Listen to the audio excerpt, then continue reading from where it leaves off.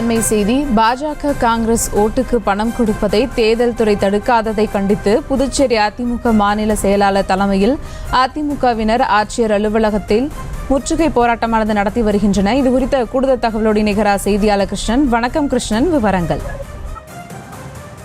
புதுச்சேரியில் இறுதி கட்டத்தை எட்டியுள்ள இந்த தேர்தல் பரப்புரையானது காங்கிரஸ், அதிமுக உள்ளிட்ட பாஜக வேட்பாளர்கள் தீவிர பரப்புரையில் ஈடுபட்டு வருகின்றனர். இந்த நிலையில் அதிமுக அடுக்கடுக்கான குற்றச்சாட்டுகளை முன்வைத்து வருகிறது. காலையில் அதிமுக வேட்பாளர் தமிழ்வேந்தன் காங்கிரஸ் 200 ரூபாயும் பாஜக 500 ரூபாயும் ஓட்டுக்கு பணம் கொடுப்பதாக பகிரங்க குற்றச்சாட்டுகளை முன்வைத்தார். இது தேர்தல் துறை எந்த ஒரு நடவடிக்கையும் எடுக்காமல் கண்மூடித்தனமாக இருப்பதாக அவர் கடுமையான விமர்சனங்களை வைத்து இந்த தேர்தலை நாங்கள் புறக்கணிக்கும் அளவிற்கு இந்த தேர்தல் நடைபெறுவதாகவும் அவர் குற்றச்சாட்டுகளை முன்வைத்தார்.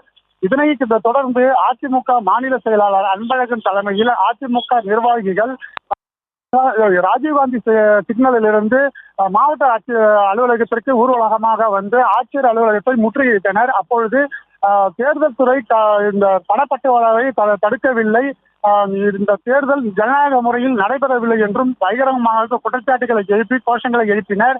அதனைத் தொடர்ந்து மாவட்ட ஆட்சியரை சந்திப்பதற்காக அலுவலகத்திற்கு சென்ற போது மாவட்ட ஆட்சியர் ஏற்கனவே அந்த அலுவலக தேர்தல் சம்பந்தமான ஆலோசனை கூட்டத்தில் இருந்ததன் காரணமாக அதிமுகவினர் உள்ள அனுமதிக்கவில்லை. அதனைத் தொடர்ந்து அதிமுகவினர் மாநில செயலர் அன்பழகன் தலைமையில தமிழ்வேந்தன் வேட்பாளர் உட்பட அனைவருமே அந்த தேர்தல் ஆட்சியர் அலுவலகத்தில் வாயிலில் அமர்ந்து தர்ணா போராட்டத்தில் ஈடுபட்டனர்.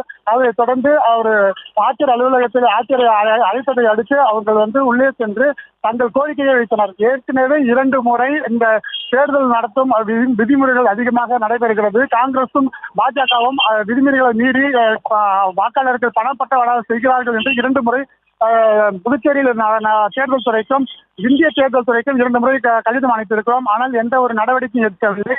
தற்போது மீண்டும் இந்த குற்றச்சாட்டுகளை முன்வைத்து நாங்கள் இந்த ஜனநாயக முறையில் இந்த தேர்தல் நடத்தவில்லை என்றும் அவர்கள் மனு கொடுத்தனர்.